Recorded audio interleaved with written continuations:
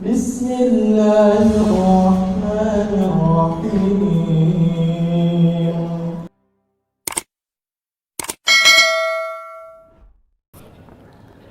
Gimana hukumnya memberi hutang kepada orang minjam tapi berkali-kali nggak pernah bayar? Apakah kita termasuk orang yang menzolimi dengan tidak mendidik orang tersebut menjadi mandiri? Karena sepertinya tak pernah mandiri dan tidak berniat untuk melunasi. Ayat yang paling panjang dalam Al-Quran, surat Al-Baqarah 282. Satu lembar. Bukan tentang puasa, bukan tentang sholat, bukan tentang baca Quran, bukan tentang zikir, tapi ayat yang paling panjang tentang bayar hutang. Sholatnya banyak, puasanya banyak, zikirnya banyak, baca Qurannya khatam, tapi kalau bayar utang tak dibayar, di akhirat kau akan cari dia. Oleh sebab itu ada orang mati syahid. Oh, mati syahid. Orang mati syahid enggak merasakan sakratul maut. Orang mati syahid enggak merasakan azab kubur. Orang mati syahid tidak merasakan hisab. Orang mati syahid langsung masuk surga. Ilat dain, kecuali hutang. Makanya kalau ada orang menagih hutang, itu dia bukan pelit. Dia sedang menyelamatkan saudaranya dari makan haram. Makanya datang ke rumah dia. Habis pengajian nih, langsung datang. Assalamualaikum, waalaikumsalam. Kau mau menagih ya? Aku bukan mau menagih, tapi menyelamatkanmu, anak cucumu, istrimu, tetanggamu dari makan haram.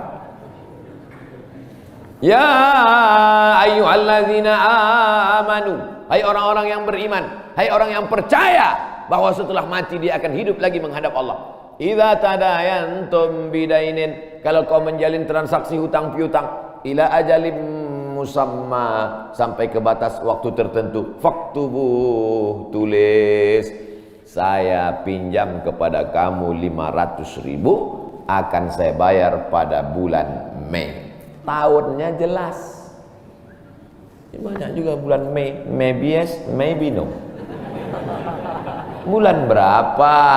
Bulan Mei tahun 2020. Oke. Sekarang bulan Maret. April 1 Mei 2020 datang tagih. Kapan kau bayar? Mohon maaf aku nggak bisa, istriku baru meninggal, anakku pun sakit. Itu jangan kau cerita panjang lebar, tak tahan air mataku mau menetes. Kalau dia dalam kesulitan, fanaziratun ila maisarah, tunggu sampai dia lapang. Maisarah artinya lapang. Tunggu sampai dia lapang. Setelah dia lapang, datang lagi bulan Juni. Kapan kau bayar? Aku belum bisa. Nampaknya lebih banyak ongkos minyak aku daripada uang yang kutagih. Yang paling bagus, wa anta saddaqu khairul lakum, kau sedekahkan itu lebih baik. Karena aku pun makin datang makin kumat darah tinggiku, kolesterolku pun makin naik. Jadi untuk yang 500.000 itu ku sedekahkan aja, ambil. Tapi yang menghafal ayat ini yang ngasih pinjaman, bukan yang minjam. Sekarang banyak salah hafal, yang minjam pula yang hafal. Begitu kita tagih, kapan kau bayar? Wa anta saddaqu khairul lakum, kau sedekahkan itu lebih baik. Itu ayat aku. Ayat kau 8282. Banyak sekarang orang salah hafal ayat. Jadi dalam Islam hutang piutang adalah ajaran tolong menolong, tertulis dalam Quran. Namanya fikih muamalah. Ada fikih ibadah, sholat, zakat, puasa. Ada fikih jihad, jihad fisabilillah. Ada namanya fikih muamalat. Hutang piutang, gadai menggadai, pinjam meminjam, murabahah, mudharabah, bagi hasil. Maka hutang piutang ini cara tolong menolong. Jangan sampai dihilangkan. Tapi kalau tidak mendidik, maka Islam bukan agama yang memanjakan orang. Ada anak yang kurang ajar kepada orang tuanya. Bagaimana caranya berbakti kepada orang tua yang telah wafat? Apakah anak ini masih dapat ampunan Allah Subhanahu wa taala? Datanglah seorang bapak mengadu kepada Umar bin Khattab. Assalamualaikum Khalifah Amirul Mukminin Umar bin Khattab. Waalaikumsalam. Ini anak saya kurang ajar, tolong dihajar dulu. Kata Umar bin Khattab orangnya bijaksana. Dia tidak mau main pukul, dia tanya dulu, kenapa kau kurang ajar pada bapakmu? Hai Umar bin Khattab, kata anaknya, ya. Apakah seorang anak itu punya hak terhadap bapaknya? Ya. Apa hak anak? Mencarikan ibunya yang solihah, memberikan nama yang baik, memberikan makanan yang halal. Itu hak anak. Kata anaknya, ibuku tidak baik, makanku tidak halal, namaku pun tak baik. Apa kata Nabi kepada bapaknya? Apa kata Umar kepada bapaknya? Laqad aqaqtahu qabla an ya'aqqa alaik. Sebelum anakmu durhaka kepadamu, kau sudah durhaka duluan kepada anakmu. Jadi kalau begitu ada anak durhaka, ada bapak Ini jangan sampai anak bapak tahu. Nanti dia pulang, anak durhaka kok. Dia senyum, kau bapak durhaka. Ibunya tak baik, namanya tak baik, makannya tak baik. Kasih dia nama yang baik, kasih dia makan yang halal. Kadang-kadang kenapa otaknya tak lurus? Karena makannya tak halal. Dikasih dia makan rishwah, makan sogok, makan haram. Kenapa kau kasih makan haram? Gimana lah Pak Ustadz, yang haramnya aja pun payah.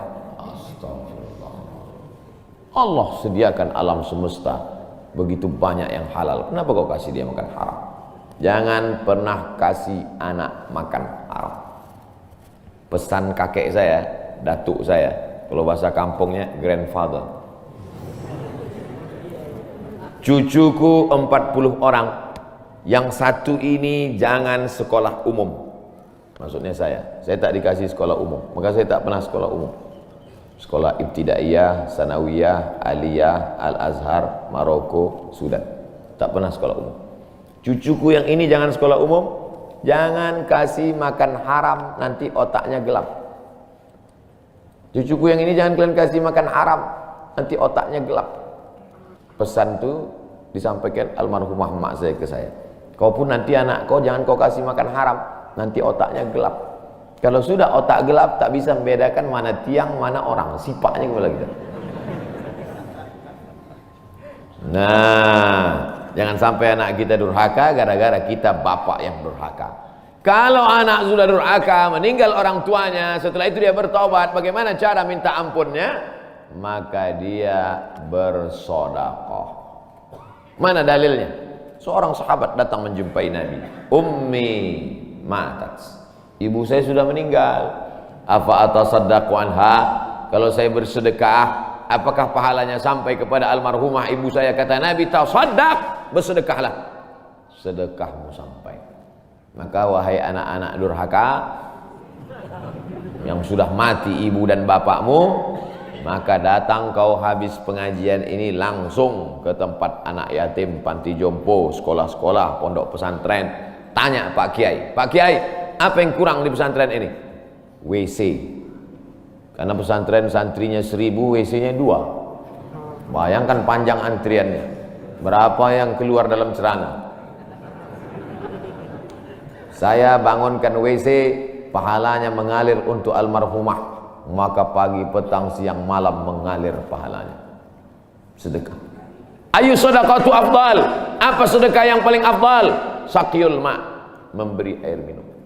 Sedekah yang paling afdal, kasih air minum. Saya ceramah di Banjarmasin, di depan rumah seorang pejabat.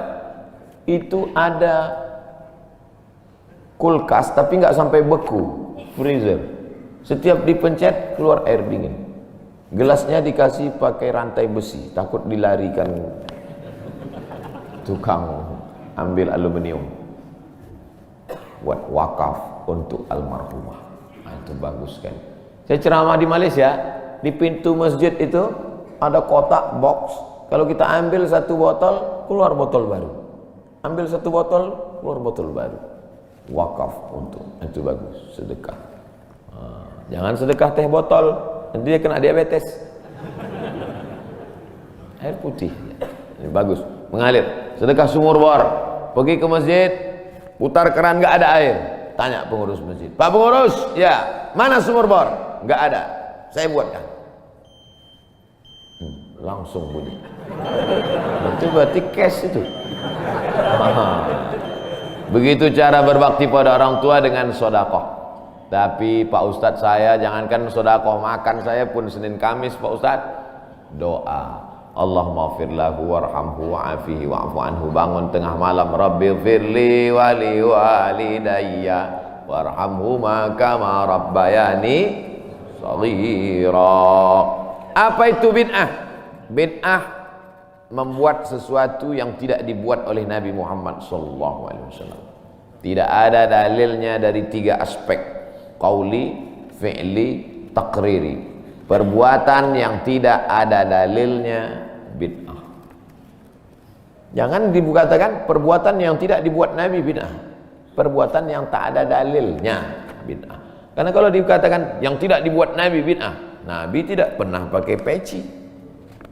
Tunjukkan saya mana hadis Nabi pakai peci. Berarti peci ini bid'ah. Nabi mimbarnya tangganya dari depan. Ini masjid tangganya dari belakang. Berarti mimbar ini bid'ah. Mimbar Nabi tangganya dari depan, 3 lantai, 1, 2, 3. Jadi yang dimaksud dengan bid'ah perbuatan yang tidak ada dalilnya. Misalnya jam 12 siang ada bapak-bapak di panas terik tegak menghadap matahari. Pak, bapak mau ngapain? Aku mengagungkan Allah di bulan Rajab. Bid'ah itu. Karena tidak ada dalilnya sama sekali. Tapi selama ada dalilnya, tidak boleh kita katakan orang itu melakukan perbuatan bid'ah. Malam Jumat baca Yasin. Kumpul 10 orang baca Yasin. Yasin wal Qur'anil Hakim innaka laminal mursalin. Bid'ah. Loh. Coba lihat dalilnya. Yang dibacanya itu Quran apa Quran? Quran. Baca Quran apa pahala? Yasin itu Quran atau enggak Quran? Quran. Man qara'a Yasin fi lailatin, siapa yang baca Yasin suatu malam, asbaha maghfuran lah. Subuhnya sudah diampuni dosanya. Mestinya baca Quran itu semua, tapi karena dia enggak sanggup semua, dia pilih hati Quran. Hati Quran itu Yasin. Sentuhlah dia tepat di hatinya, dia akan jadi milikmu untuk selamanya. Makanya orang sebelum ngapal Quran semua, yang dihafal hatinya dulu. Itu sebelum ngapal Quran, yang dihafal hatinya dulu. Apa hati Quran? Ya, Yasin. Tapi jangan hatinya aja seumur hidup, yang lain juga. Nah, jadi jangan salahkan orang baca Yasin. Baca Yasin bid'ah. Loh, Yasin kan Quran. Baca Yasin malam Jumat nggak masalah. Seumur hidup baca Yasin masalah. Karena banyak surat yang lain. Baca juga Al-Fatihah, Al-Baqarah, Al-Nisa, Ali Imran, An-Nisa, Al-Maidah, Al-An'am. Nah, jadi mudah. Perbuatan tidak ada dalilnya bid'ah. Selama ada dalilnya tidak bid'ah. Ustadz, kiat-kiat apa yang kami lakukan sebagai guru kepada anak didik kami sebelum dan sesudah mengajar agar ilmu mudah dimengerti? SDIT Al-Farabi. Aristoteles, Socrates, Thales, Demokritos itu adalah pemikir-pemikir dari Greek, Yunani kuno.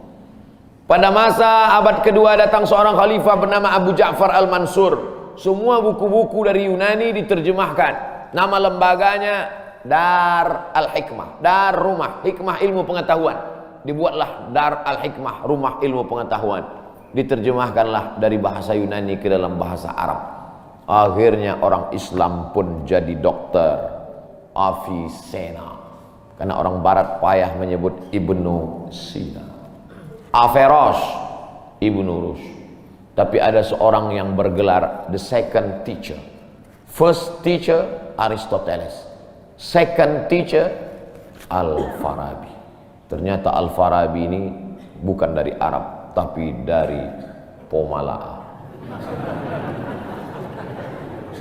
SDIT Al-Farabi. Ini supaya wali murid tahu.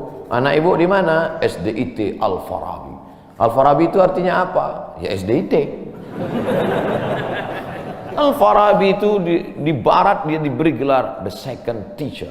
Guru pertama Aristoteles, guru kedua adalah Al-Farabi, saking cerdasnya. Artinya apa? Dia tidak hanya diakui dalam Islam, tapi juga di luar Islam. Kenapa dikasih nama Al-Farabi? Karena ingin anak-anak kita dalam kepalanya tidak hanya fisika, biologi, kimia, matematika, bahasa Inggris, tapi juga dalam kepalanya ada Quran, hadis, fikih, akidah, akhlak, dan bahasa Arab. Sehingga nanti dia akan menjadi ekonom, tapi ekonom yang beriman. Dia akan menjadi filosof yang bertakwa. Inilah cita-cita alumni Al-Farabi, insyaallah. Amin ya rabbal alamin.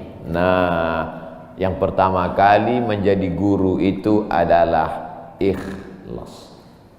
Karena kalau gurunya ikhlas, cakapnya masuk ke hati. Kalau dari mulut ke mulut juga masuknya. Tapi kalau dari hati ke hati juga masuknya. Kira-kira yang saya sampaikan tadi, saya mulai tadi jam 5.15, sekarang jam 6.05, dan 50 menit saya bicara. Masuk tak ke hati Bapak Ibu? Kalau tak masuk ke hati Bapak Ibu, berarti yang ceramah itu enggak dari hati. Dari mulut ke mulut juga masuk. Jangan sampai ke mulut pun tak masuk. Nauzubillah. Yang pertama kali tulus ikhlas. Karena perbuatan yang paling tinggi amalnya adalah menjadi guru. Makanya saya lebih memilih menjadi guru. Saya sampai sekarang menjadi guru. Cuman saya tidak punya kelas. Dulu sempat jadi dosen, habis itu keluar. Kelas saya sekarang masjid, lapangan sepak bola, sama stadion, sama gedung olahraga, sport center Antam. Saya mengajar tidak lagi terbatas oleh dinding kelas. Semua tempat menjadi tempat mengajar. Guru yang pertama harus ikhlas. Yang kedua, tingkah laku perbuatannya. Guru digugu dan ditiru. Guru itu dari mulai cara minumnya aja diikut orang. Guru minumnya tangan kiri.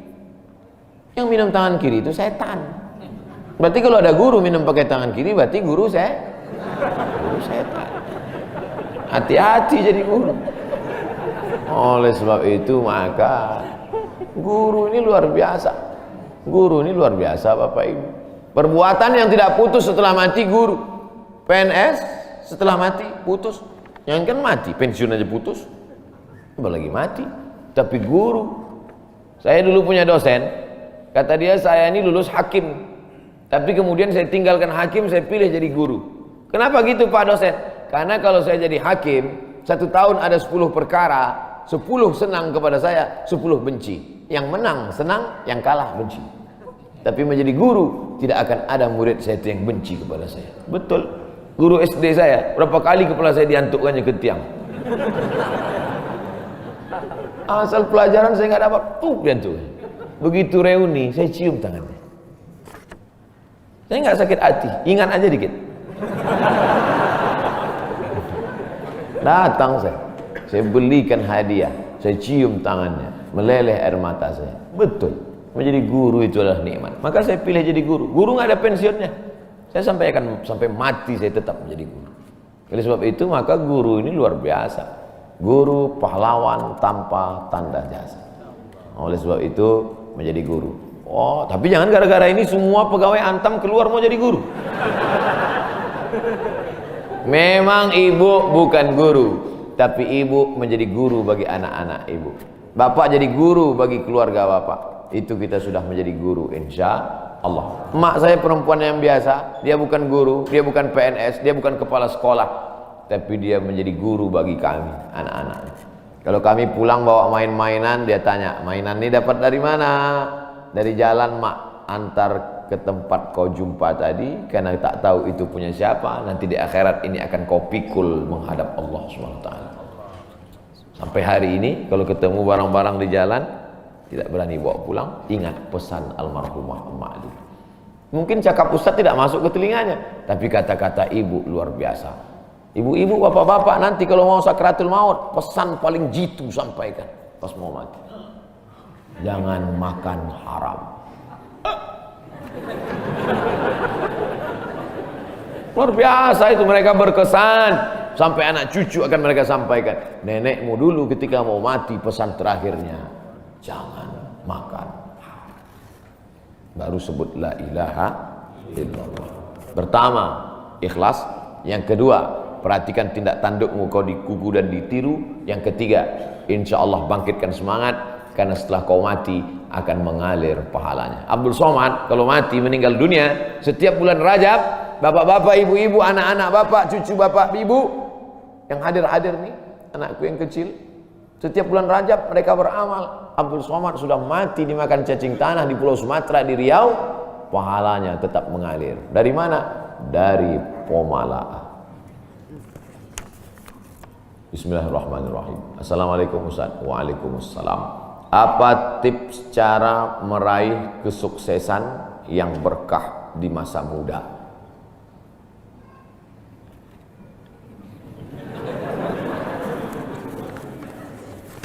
Saya tidak pernah bercita-cita menjadi apapun. Cita-cita saya dulu cuma satu, bagaimana membahagiakan orang tua. Itu saja. Ya Allah, aku sekolah, tak tahu dulu pulang mau jadi apa. Yang penting bisa membahagiakan orang tua. Itu saja. Jadi setelah itu sampai, ya sudah, bisa menyenangkan hati orang tua, bisa, itu saja. Maka selalu saya sampaikan di kampus-kampus kepada mahasiswa, kalian kalau belum bisa membahagiakan orang tua, jangan menyusahkan orang tua. Ini kadang baru ngelihat namanya aja di HP dah kumat darah tinggi emaknya. Kalau belum bisa membahagiakan dia, jangan menyusahkan dia. Maka saya di Mesir 4 tahun tak pernah saya minta duit. Tiba-tiba udah sampai dari ke Mekah. Mak, aku udah di Mekah. Dari mana kau dapat ongkos? Ada tabunganku sikit-sikit. Pergi ke Mekah, kerja, pulang, bayar hutang. Jangan pernah menyusahkan orang tua. Oleh sebab itu cita-citanya yang pertama mencari ridha Allah. Ridha Allah fi ridhal walidain wa sukhutullah fi sukhutil walidain. Pulang saya ke kampung, saya mau beli tanah berapa meter, ternak lele, tanam cabai, daun ubi, malam mengajar ngaji. Cita-cita saya kecil aja. Tak ada cita-cita mau jadi ustadz viral disambut di airport, tak ada. Terus kata mak saya, masa kau S2 tinggal di kampung, pergilah ke kota. Akhirnya saya menghonor jadi dosen, siang jadi dosen, malam ceramah di masjid, direkam, diupload, khutbah diupload, like and share, akhirnya viral. Diusir beberapa kali, makin viral. Dibully, makin viral. Akhirnya yang membuli saya taubat sekarang. Ini orang makin dibully, makin viral. Udah kita diamin aja lah. Itu semua itu kerja kita atau kerja Allah? Kerja Allah. Kerjakan kerja kita, urusan Allah biar Allah yang ngurus. Kita hidup ini sama macam bawa pancing. Kita tugas kita ambil bambu, pasang kail, cari cacing, letakkan. Masalah ikannya datang tak datang itu urusan Allah. Ini kadang banyak orang ngurus urusan Allah yang dia urus. Urusan Allah yang kau urus. Kata Allah, yang mendatangkan ikan ini urusan aku. 10 pancing pasang, itu urusan kita. Tarik pancing satu, cacingnya hilang. Cari pancing satu, kailnya hilang. Cari pancing satu, talinya hilang. Yang ke-10, bambunya hilang. Marahkah kita? Tidak. Karena urusan kita sudah selesai.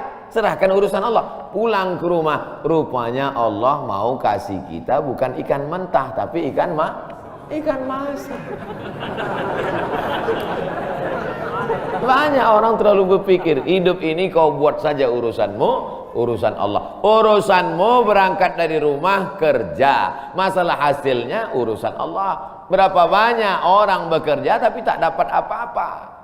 Betul? Kalau sudah rezeki tak kemana. Tapi jangan gara-gara ini lalu bapak enggak kerja. Dibangunkan ibu besok pagi, bang, abang enggak kerja masuk kantor. Urusan Allah. Kalau ada suami ibu seperti itu, ibu jangan marah, biarkan aja. Nanti jam 12 dia bangun, dia lapar, dia tengok, mana makanan? Ibu jawab, urusan Allah. Harus ada usaha dan ikhtiar. Pertama, niat cari ridha Allah. Kedua, senangkan orang tua. Ketiga, berusaha. Setelah itu, tawakal Allah. Hidup jangan susah.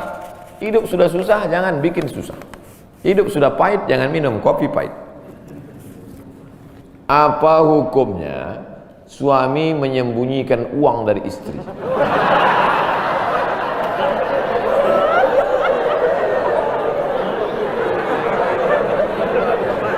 Bang, kata istrinya. Bang, ini duit apa bang? Duit sial. Oh duit sial, udah kusembunyikan kau dapat juga.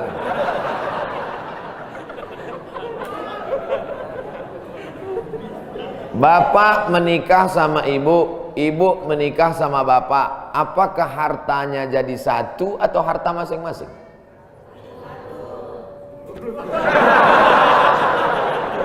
Mereka mau hartanya jadi satu dan bapak ketakutan. Itu yang saya baca. Sekarang kita baca ayatnya. Walakum nisfu ma taraka azwajukum illam yakul lahunna walad. Kalau istrimu meninggal kau dapat 50% hartanya kalau tidak ada anak. Fa in kana lahunna waladun, kalau dia punya anak, falakumur rubu'u, kamu dapat 25%. Sekarang saya tanya, hartanya nyatu atau pisah?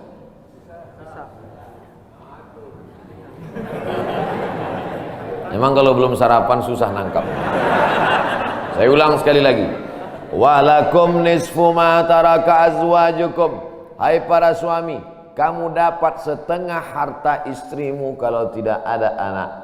Fa in kana lahunna waladun, kalau ada anak kamu dapat 1/4. Artinya hartanya misal. Harta bapak beda, harta ibu beda.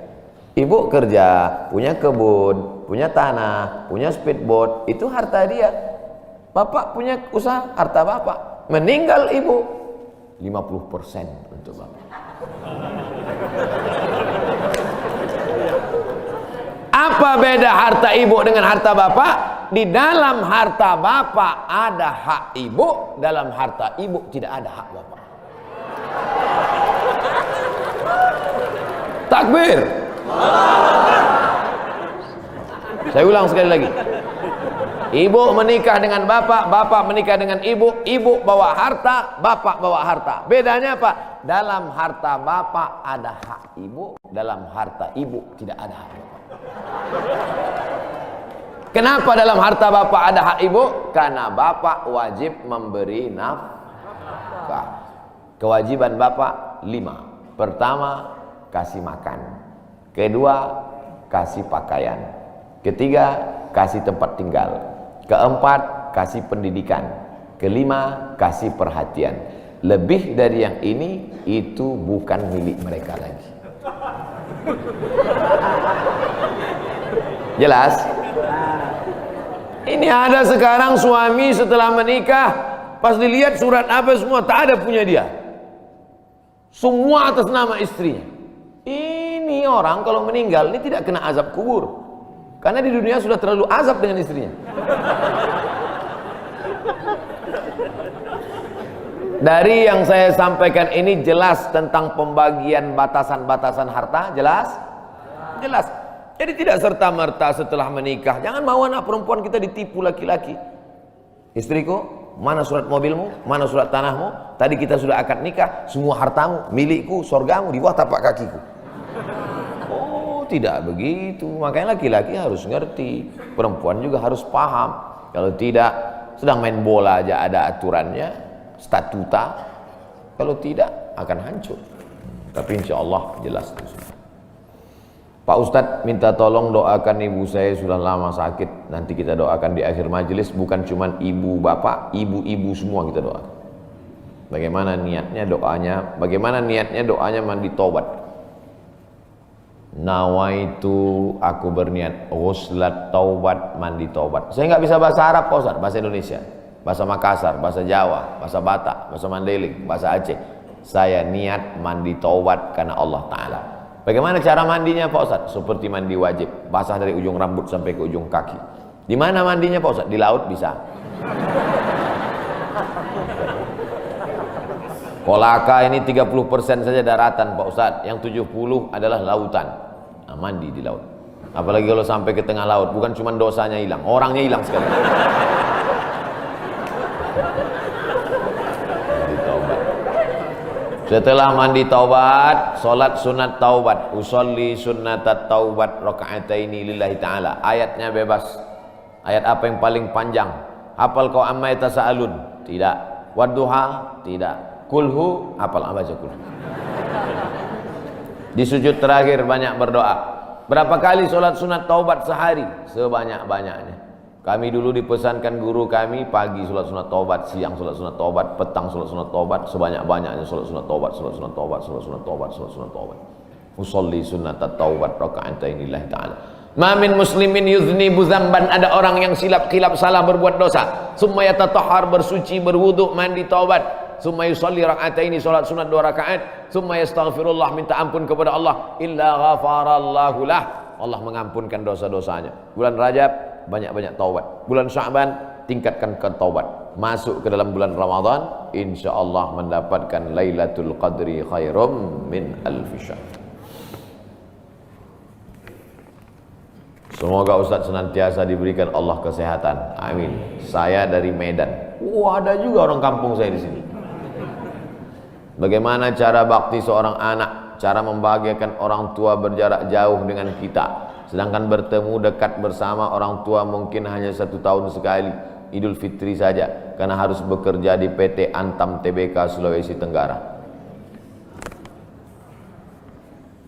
Ada sesuatu yang tak bisa kita bayar dengan uang. Tak bisa dibayar dengan uang. Yang bisa merasakan ini orang yang orang tuanya sudah meninggal. Yang masih hidup tak bisa. Lam ya'rif man lam yadhuq, yang tak pernah merasakannya tak bisa menceritakannya. Karena tak bisa dirasakan. Setelah orang tua itu tak ada, barulah kita rasa dunia ini hampa, tak ada guna. Duit itu tak ada gunanya, mobil itu tak ada gunanya, rumah itu tak ada gunanya, apapun tak ada gunanya. Waktu dapat saya gelar doktor dari Sudan, pulang saya ke rumah, tak ada gunanya. Tak bisa lagi diceritakan. Dulu apapun yang dapat diceritakan, mak, aku dapat sorban dari mak, aku dapat peci. Setelah pulang tak ada. Pulang dari Brunei dapat gelar visiting profesor di Universitas Islam Sultan Syarif Ali. Tak ada gunanya, hampa.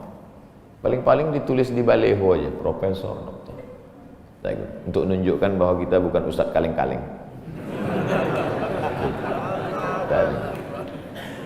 Nanti setelah dia tidak ada, barulah kau cari mana kain yang pernah dia pakai dulu, mana sajadah yang dulu dia pakai waktu sholat, di mana dia dulu sering duduk.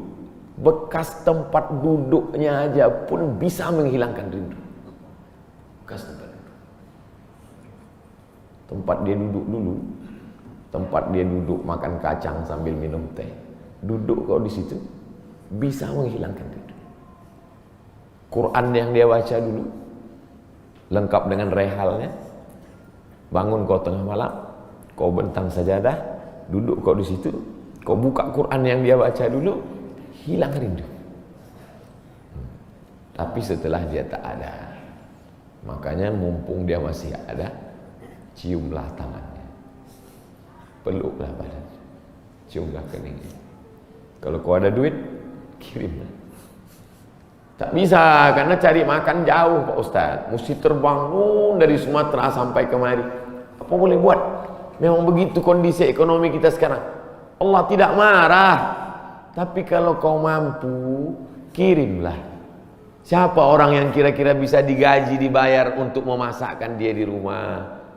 Berkirimlah. Karena sampai masanya nanti duit yang banyak itu tidak ada gunanya. Sebanyak apapun kau simpan tak ada rasanya lagi, hampa, tak ada gunanya. Maka mumpung dia masih ada, Idul Fitri paksa-paksakanlah pulang. Mahal tiket pesawat, tabunglah, teleponlah. Masih ada dia menyambut teleponmu, berikan HP yang kira-kira lama dia pakai, tinggalkan. Mak, ini chargernya, ini handphonenya, ini baterainya, persiapan kalau rusak pasangkan di sini. Nanti kalau aku telepon, sampai masanya nanti handphonenya berbunyi tapi tak ada yang mengangkat. Selagi dia masih ada, senangkanlah hatinya. Kirimkanlah kain. Kain itu tidak akan dia pakai, tapi insya Allah menyenangkan hati dia. Ketika hatinya lapang, lapang rezeki. Ketika hatinya senang, senang hidup. Tapi kalau sudah hatinya sempit, meleleh air matanya, rindu karena tak pernah kau telepon, disitulah awal azab Allah datang. Kau akan berenang dalam kesengsaraan. Mudah-mudahan Allah mengampuni dosa kita semua, dosa ibu bapa. Ala hazihin niyah al-fatihah. A'udzubillahi minasyaitonir rajim. Bismillah. Alhamdulillah rabbil alamin. Ar-Rahmanir Rahim. Maliki yaumiddin. Iyyaka na'budu wa iyyaka nasta'in. Ihdinas siratal mustaqim. Shiratal ladzina an'amta 'alaihim ghairil maghdubi 'alaihim waladdallin. Amin. Rabbana ighfir lana dzunubana, ampunkan dosa kami ya Allah. Wali abaina, ayah kami ya Allah. Melepuh kulitnya untuk menyekolahkan kami, tak dapat kami balas budi baiknya ya Allah. Wali ummahatina, ummah kami, 9 bulan 10 hari kami dikandungnya, 2 tahun kami disusukannya, mengalir darahnya dalam badan kami, tak dapat kami balas. Tak dapat kami balas kebaikannya, sekali teriakannya saat mengeluarkan kami ke alam yang fana ini. Tak dapat kami balas kebaikannya ya Allah. Kalau dia masih hidup, sahih jasadaha, sehatkan badannya. Qawi imanaha, kuatkan imannya. Ar-rahmazuk hal istiqamata, berikan dia istiqamah dalam iman dan Islam. Kalau dia sudah meninggal dunia, lapangkan kuburnya ya Allah. Nawwir qabraha, terangkan makamnya ya Allah. Allahumma ja'al qabraha radatan min riyadil jinan. Jadikan kuburnya salah satu dari taman-taman surga. La taj'al qabraha hufratan min hufarin niran. Jangan jadikan kuburnya salah satu dari lubang neraka ya Allah. Allahumma ja'al abana'ana barina liwalidiha. Jadikan anak-anak kami anak-anak yang berbakti kepada orang tua.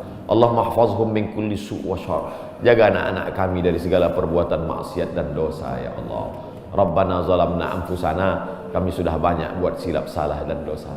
Wa illam taghfir lana, kalau kau tidak mengampuni dosa kami, wa tarhamna, kalau kau tidak merahmati kami, lanakunanna minal khasirin, sudah lama kami jadi orang-orang yang rugi. Allahumma ja'alna minat tawabin, jadikan kami orang yang bertaubat di bulan mulia ini ya Allah. Wa ja'alna minal mutatahhirin, jadikan kami orang yang mensucikan hati. Wa ja'alna min ibadikas salihin, jadikan kami hamba-hambamu yang salih. Allahumma ja'al akhira kalamina inda intihai ajalina, kalau ajal kami sampai, malaikat maut tiba mencabut nyawa kami, jadikanlah yang terakhir keluar dari mulut kami la ilaha illallah Muhammadur Rasulullah SAW. Kalimatu haqqin 'alaiha nahya, dengan itu kami hidup, wa 'alaiha namutu, dengan itu kami mati, wa biha nub'atsu, dengan itu kami nanti akan dibangkitkan di padang mahsyar. Rabbana atina fid dunya hasanah wa fil akhirati hasanah wa qina adzabannar. Wa sallallahu ala sayyidina wa maulana Muhammad wa ala alihi wa sahbihi wa sallam. Walhamdulillah.